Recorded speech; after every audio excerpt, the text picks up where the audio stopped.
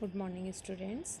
आज हम संप्रेक्षणीय क्रिया हेबरमास की संप्रेक्षणीय क्रिया के बारे में चर्चा करते हैं। तो जुगरन हेबरमास जो थे, कल मैंने बताया था, जर्मनी के थे और ये आलोचनात्मक जो समाजशास्त्री थे उन सब में से थे। इन्होंने संप्रेक्षणीय क्रिया की भाषा एवं संप्रेक्षण क्रिया क्या है इसके सिद्धांत को परिभाषित किया था। तो क्रिया में भाग लेने वाले सहभागियों के मध्य किसी निश्चित परिणाम या समझ तक पहुंचाने की प्रक्रिया संप्रेक्षण क्रिया कहलाती है। सहभागियों में समझौता विवेकी उद्देश्य से प्रेरित होता है ना। जब हम किसी से संप्रेक्षण करते हैं यानी सिंपल वार्तालाप करते हैं तो हमारी क्रिया या हमारी जो बात है वो सामने अमुक व्यक्ति तक पहुंचती है, अमुक व्यक्ति की बात हम तक पहुंचती है। इस प्रकार आपस में संवाद होता है और ये संप्रेक्षणीय क्रिया स्थापित होती है। तो एक संतोषवद प्रस्ताव जो विभिन्न प्रामाणिकता के दावों की प्रक्रिया से प्राप्त होते हैं। दूसरा, संसार में जो लोग संबंध बनाते हैं उनमें जिस बात को वे महत्वपूर्ण समझते हैं उसको व्यक्त करते हैं और उसकी प्रामाणिकता का दावा करते हैं।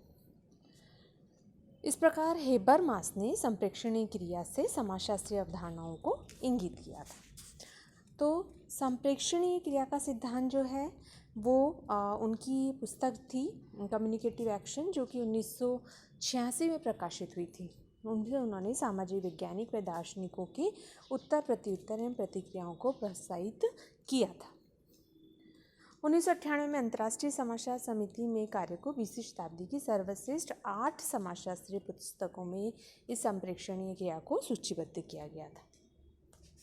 तो संप्रेक्षणीय क्रिया मानवीय क्रिया एवं समझ को सफलतापूर्वक विश्लेषित किया जा सकता है जिसमें एक भाषा शास्त्रीय संरचना होगी। और ये संप्रेक्षण की भाषा की संरचना समाज की मानकात्मक समझ के लिए उपयोग में लाई जा सकती है। तो इस प्रकार जो संप्रेक्षणीय क्रिया है, संप्रेक्षणीय क्रिया का जो सिद्धांत था वो संप्रेक्षणीय क्रिया स्वयं अकेले में ही सक्षम है। वो प्रभावों मूल्यों के दावों को पुनः स्थापित कर देती है, लेकिन वो अपनी विशेषताओं को पुनः स्थापित नहीं कर पाती। ठीक है।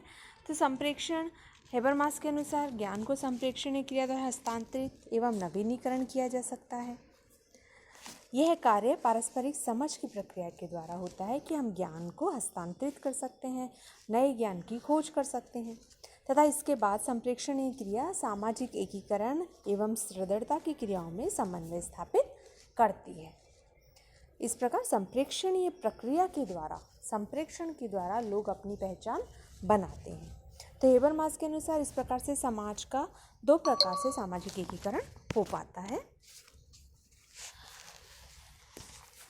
इसके अंतर्गत समाज के सदस्यों की क्रियाओं के द्वारा होता है और दूसरा आर्थिक व्यवस्था की क्रमबद्धता के द्वारा होता है। तो इसी के साथ वेबर ने एक और जीव जगत की भाषा के बारे में भी समझाया था कि जीव जगत की भाषा पाई जाती है। जीव जगत के द्वारा ही संप्रेक्षणीय क्रिया को एक जिसे बोलते हैं एक संतोषप्रद प्रस्ताव प्राप्त होता है। तो संप्रेक्षणीय प्रक्रिया जिसमें व्यक्ति अपने विचारों, भाषाओं को और दूसरे समूह तक पहुंचाने का कार्य करता है। तो जीव जगत में भाग लेना बस सहभागिता है। इसके अंतर्गत हेबरमास ने बताया था कि मूल्य सम्मिलित होते हैं जो अपने आप की संबंध सामाजिक समूह, समुदाय के, परिवार में समय के साथ साथ विकसित होते हैं। जीव जगत में सभी प्रकार की मान्यता हो जनता के रूप में विद्यमान रहती है। वो क्या है, हम अपने आप का मूल्यांकन किस प्रकार करते हैं और हम किस प्रकार के विश्वास रखते हैं, हमें क्या पहुंचता है, क्या कष्ट देते हैं और इसके पीछे हमारी क्या आकांक्षा होती है। इस प्रकार ये सभी चीज़ें इसमें समाहित होती है। इसी प्रकार संप्रेक्षणीय क्रिया को हम जिस प्रकार हम चुनाव करवाते हैं, तो हम लोग बोलते हैं हम क्यों चुनाव करवाते हैं, सामुदायिक सेवा में व्यस्त रहते हैं, पर्यावरण को सुरक्षित रखने के प्रयास करते हैं, गलत बातों का विरोध प्रकट करते हैं। तो इस प्रकार से इन सामान्य क्रियाओं के द्वारा हम स्पष्ट बोलने का अर्थ पहले से ही नष्ट कर देना और उसकी शक्ति में निहित होना है। हेबरमास ने अपने अध्ययन के दौरान जो है 2 प्रमुख उनकी टर्म थी, उपनिवेशीकरण और मीडिया। तो समकालीन आधुनिकीकरण का संकट यही था कि मीडिया की व्यवस्था और मीडिया में अलगाव की व्यवस्था हो रही है, अर्थात समुदाय के में बहुत अधिक उपनिवेशी आ गया है। समुदाय के सदस्यों की संप्रेक्षणीय क्रियाओं का क्षेत्र जो है वो कम हो गया है।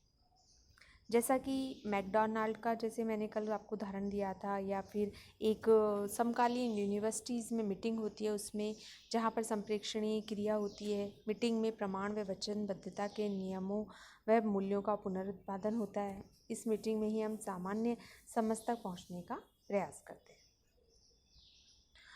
तो सभी व्यक्ति, जैसे मैं मेरी ही संप्रेक्षण क्रिया की बात करूं, तो इसमें यह जिसके द्वारा मैं पूछ रहा था कि आप क्या पढ़ना चाहते हैं, पहले वाली पढ़ाई कैसी चल रही थी, सहकर्मी का प्रत्युत्तर था, अगर आपको परिवर्तन पसंद नहीं तो आप विरोध में मतदान कीजिए। दूसरे शब्दों में वो बात करना चाहते थे, इसकी बजाय वो बोल देते कि हमसे जिसके पक्ष में मतदान अधिक होगा उसकी जीत होगी। यानी कुल मिलाकर संप्रेक्षण का अर्थ आपकी भाषाओं को, आपके विचारों को दूसरों तक पहुंचाना है, और वो अर्थपूर्ण ढंग से पहुंचाना है। संप्रेक्षणीय क्रिया के सिद्धांत के संदर्भ में संप्रेक्षणीय क्या है? जिस संदेश, सूचना, ज्ञान एवं अनुभव या विचार को दूसरे व्यक्ति तक पहुंचाना चाहता है, दूसरा व्यक्ति संप्रेक्षण भी उसी रूप में उन्हें प्राप्त करता है जिस रूप में संप्रेक्षण उन्हें पहुंचाना चाहता है। अर्थात दोनों ही व्यक्ति सूचना व उसके अर्थ की प्राप्ति की दृष्टि से एक समान व्यवस्था में होते हैं। इस प्रकार संप्रेक्षण में विचारों का आदान प्रदान होता है। फिर इसमें विचारों की समझदारी होती है, भाग लेने की भावना सम्मिलित होती है। संप्रेक्षण का मूल अर्थ सूचना नहीं बल्कि समझ होता है, तथा कुछ विद्वान इसे संचार के अर्थ में भी प्रयुक्त करते हैं। ठीक है, तो संप्रेक्षण की परिभाषा, जिसे अगर मैं बोलूँ तो संप्रेक्षण एक व्यापक अर्थ है, ठीक है, जिसका संबंध जो है वो सामाजिक विज्ञान, मनोविज्ञान, औद्योगिक क्षेत्र एवं शिक्षा से संबंधित होता है। तो इसके संदर्भ में अलग अलग समाजशास्त्रियों ने परिभाषाएं दी है। जैसे ब्रोकर ने बोला है कि संप्रेक्षण एक सामाजिक क्रिया है जिसमें एक व्यक्ति से दूसरे व्यक्ति को एक संदेश या अर्थ पहुंचता है, जबकि न्यूमैन ने बोला कि संप्रेक्षण दो या दो से अधिक व्यक्तियों के मध्य विचारों एवं तथ्यों एवं मतों, भावनाओं का आदान प्रदान है। इसी प्रकार मैकफॉर्लैंड ने बोला कि संप्रेक्षण मानव मात्र में विचारों के आदान प्रदान की अर्थपूर्ण प्रक्रिया है।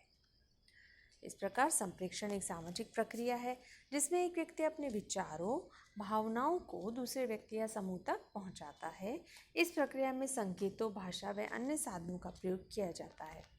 संप्रेक्षण प्रक्रिया प्रेषक व प्राप्तकर्ता दोनों के बीच ही संचालित होती है। यहाँ विचारों, भावनाओं का पारस्परिक रूप से आदान प्रदान होता है, क्योंकि संप्रेक्षण में एक व्यक्ति द्वारा सूचना प्रेषित करना ही पर्याप्त नहीं, वरन दूसरे व्यक्ति द्वारा सूचना की समान अर्थ में ग्राहकता भी आवश्यक होती है। क्या कहने सुनने वाले में किसी प्रकार के तथ्य पर मतैक्य हो, किंतु उचित संप्रेषण हेतु उन दोनों की संप्रेषण या संचार को किसी साझे के प्रयोजन या साझा समझ के रूप में व्यक्त किया जाता है। इस प्रकार हेबरमास की संप्रेक्षणीय क्रिया थोड़ी इसकी लैंग्वेज थोड़ी टिपिकल है, थोड़ा इसका कॉन्सेप्ट थोड़ा सा है टिपिकल, तो इसको हम फिर आगे की क्लासों में इसे मैं आपको दोबारा समझाऊंगी संप्रेक्षणीय क्रिया को। संप्रेक्षणीय क्रिया बहुत अधिक विस्तृत परिभाषाएं भी दी गई हैं, जैसे अनेक कर्ता क्रिया की परिस्थिति में भाग लेते हैं और अपने विचारों का आदान प्रदान करते हैं। इस प्रकार हेबरमास की संप्रेक्षणीय क्रिया जो पुस्तक थी उसमें मेन यही है कि अपने विचारों एवं भाषाओं को संप्रेषित करना, उसको फैलाना।